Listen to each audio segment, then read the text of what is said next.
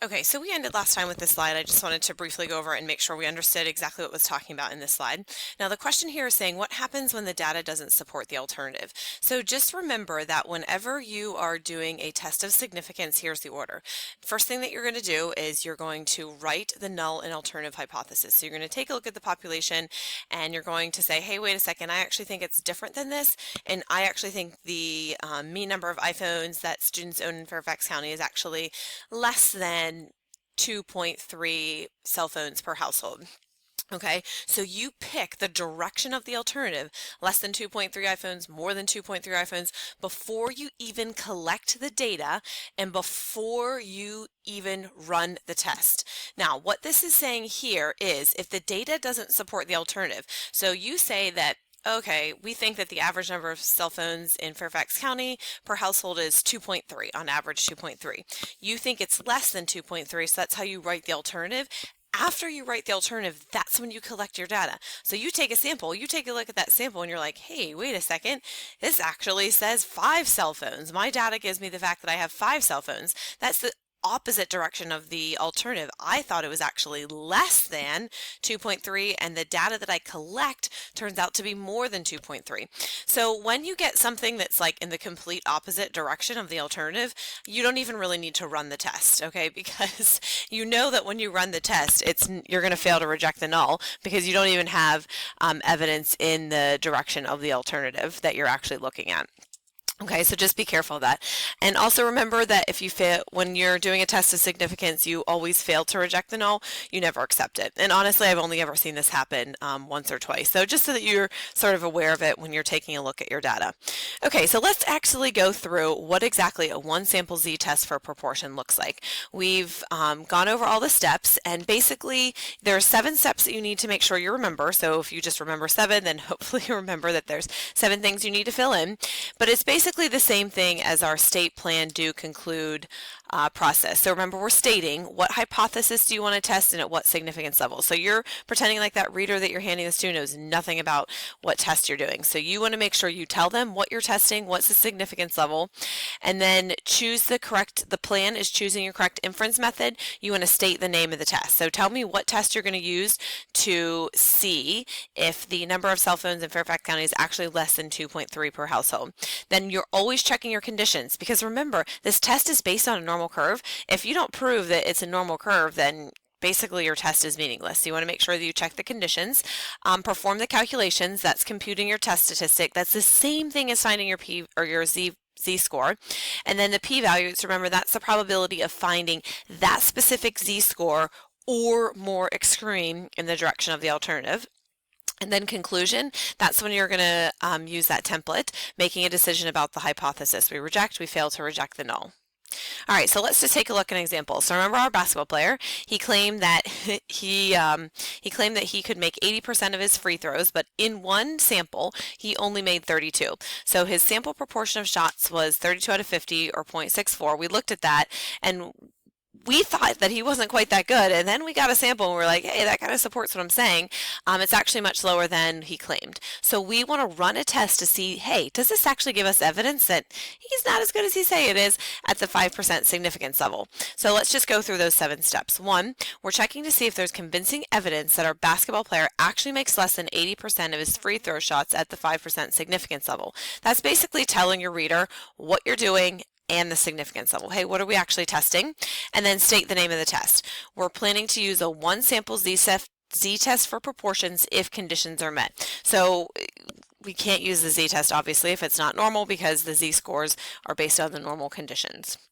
Okay, so what are the conditions? First of all, you have to know you're doing proportions, so remember that. We know it has to be a simple random sample so that we can make inference to a larger population. Independence, he's going to most likely probably throw more than 500 free throw shots. The other way to think of this is each free throw shot is independent, so one really doesn't affect the other. And then make sure you check your approximately normal condition. 50 times 0.8 and 50 times 0.2, both are greater than or equal to 10, so we can say the distribution is approximately normal.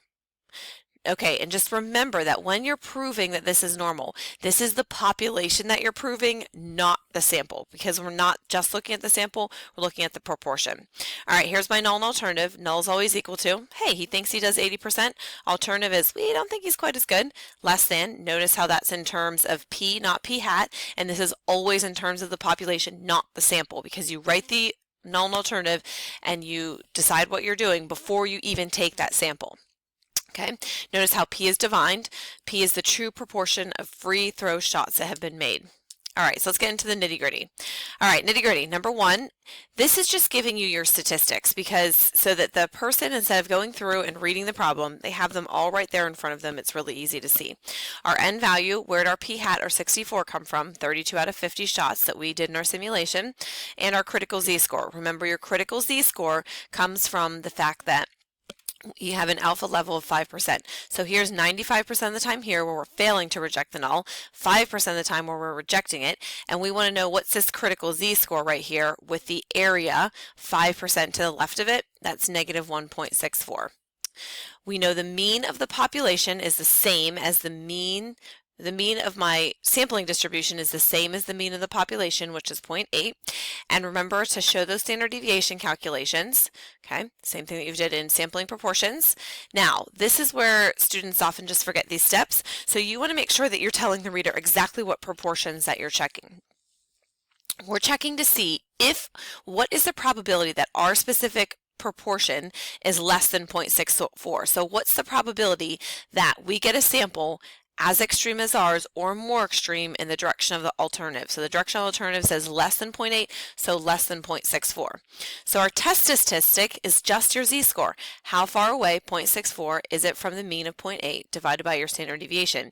Negative 2.83. Whoa, that's actually pretty far from a mean of 0. Okay, that's definitely pretty far. What's your p-value? Now we're finding the probability that we get that specific Z-score or less than it, since the alternative was less than 0.0023. Yeah, that's actually not very high probability of that occurring. So just make sure you're showing the two probability statements, 1, 2, and the work for the Z-score. If you don't, you will be marked incorrect. Okay, you'll have points taken off. So just be careful of that. Okay, so now how do we decide whether we reject or fail to reject the null? So remember our two regions. Here's fail to reject. Here's reject at 5% of the time. Notice our p-value is 0.0023. This was 5% of the curve, so you always start where the side of the curve where your alpha is. And if I was to shade, I'm only going to shade 0.0023, and that's all in the rejection region. So that's telling us that we are definitely rejecting the null. And how? Why? Because the p-value is less than the critical Z-score, okay? Or since the p-value is less than the alpha value, it lies in the rejection region. Now, from looking at the sketch of the normal curve, we can say, hey, wait a second, this is actually easy to tell that we're rejecting the null. In this case, rejecting it because it falls to the left of the critical Z-score, which we just went over. So what's that long conclusion look like? 1, we're rejecting the null. Now for the conclusion, just make sure that you're using that template that's on Blackboard. You always want to link the alpha to the p-value and include the interpretation of the p-value and make sure it's in context, and I'll show you what that means. There's sufficient evidence to conclude that the player makes less than 80% of his free throws. So that's sort of showing us that we're rejecting the null. This right here is your interpretation of your p-value. If the true proportion of free throws were really 80%, then the probability of observing a test statistic as extreme as ours is 0.0023. So if he really does 80% of his free throws, then he only has a 0.23% chance of that statistic that we got, and that's not likely to have happened. It's unlikely to have happened by chance alone. It's statistically significant at the alpha equals 0.05 level. Since p is less than alpha, we reject the null. And it doesn't have to be in this order, just make sure you have all those pieces there. Statistically significant, connecting the p-value to alpha, rejecting the null, in context, and interpretation of your p-value. Okay, so what I'd like you guys to do is go ahead and read this one, hit pause, and see how you did on your own. All right, so American Idol. So we're basically checking to see, hey, if you show the contestant last, are we more likely to choose that particular contestant? So I just wanted you to take a look at, I just want to make sure you understand what this means, is they're showing them 12 contestants, and since they are putting them in a random order, that means that each contestant has an equally likely chance to be chosen, and we would expect 1/12 of the fans to prefer the last contestant. Why? Because we're showing them 12 different videos, and if each contestant has an equally likely chance to be chosen, then the last person of 1/12 should be the same as everybody else. But in the study, 59 of the 600 fans preferred the last contestant. Does this provide evidence that there's an advantage to going last? So basically we're checking to see, hey, is this proportion of fans that choose the last contestant higher than 1/12? Let's see what our evidence tells us.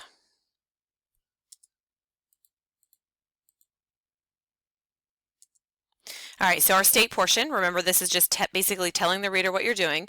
We want to test to see if there's convincing evidence that fans do in fact prefer the last contestant at the alpha is 0.05 level. Notice the alpha level wasn't given, so we used 0.05. What are your conditions? Simple random sample, 600 fans, in context, independent. There's most likely more than 6,000 American Idol fans. Make sure the normal curve, you show the calculations. All right, show them plugged in. Both are greater than 10, therefore it's approximately normal. Make sure to state approximately normal, show those numbers plugged in. We'll use a one sample z-test for proportions. And just remember that this approximately normal condition is about the population, not necessarily, it's not about that particular sample. Okay, and notice how we use the population proportions to check the normal condition, not your sample proportion. All right, so now we have our null alternative. So remember that this is based on the original 1/12. Okay, so we're saying we think that the proportion of contestants that prefer the last contestant, the proportion of fans that prefer the last contestant is 0.083. That's 1 out of 12. But actually, we think it's actually greater than that. So we're testing to see, is it actually greater than that? Do more people choose the last contestant? Notice how P is defined. P is the true proportion of fans that prefer the last contestant. All right, so the do, that's showing our statistics. Okay, and finding our z-score. The probability of P hat, we're checking to see P hat is greater than or equal to 0.0983, so that should be changed there. Sorry, that should be 0.0983. And finding your z-score, standard deviation minus what we think the population proportion is divided by your standard deviation. Now remember, your standard deviation, you use the population proportion, okay, but this should be the sample proportion, okay? And then find the probability that that specific z-score happened or more extreme. So what's the probability that I got something with a z-score of 1.326 or more extreme? So the shaded region up here, okay, this is going to represent our p-value, this whole shaded region. All right, so that probability is 0.0918. Now, notice in this case that the critical value is going to be positive. This is because we're checking to see if the alternative is actually greater than the proportion. The p-value is greater than the alpha, so since it is, it lies in the rejection region and the failed rejection region. So here's your alpha right here, 1.645. Here's your z-score. Think about this. If this is the middle of the curve, it hasn't reached, the z-score is 1.32. It hasn't reached that rejection region here. So your p-value is this entire region, but it's in the rejection region down here and the fail to reject, so we're failing to reject the null. Okay, so we're failing to reject the null. There's insufficient evidence to show that fans do prefer the last contestant. If the true proportion is 0.0833, the probability of getting a test statistic as extreme as ours is 0.0918. So that's your interpretation of your p-value. Linking the p to alpha, p is greater than alpha. This is not statistically significant and is likely to have happened by chance alone, so we fail to reject the null. So that's basically like saying, hey, all contestants are equally likely, and that fans don't necessarily prefer the last contestant. They prefer all the contestants the same. All right, so just make sure in your conclusion you do not state that the true proportions that prefer the last contestant is 0.0833 or that it's the probability. Okay, don't say that the proportion of the probability of Sorry, I don't know what I was going to say. I'm going to take that back. Okay, this suggests that there's evidence that the null is true. But remember, we're never saying that the null is true. We're really saying that we don't have enough evidence that the alternative is true. We're not saying that the null is true. We're just making sure we state that, hey, we don't have enough evidence to reject the null. Okay, so let's just take a look at a two-sided test. We're going to do this on the next slide. So the p-value in a one-sided test is the area in the just one of the tails above or below, but in a two-sided test we're saying, hey, we're actually not sure if the population proportion is above it or below it. So the p-value on a two-sided test comes from the both ends of the tails of the test. All right, so and we took a look at a picture of this on previous slides, and we'll take a look at this again on the next video.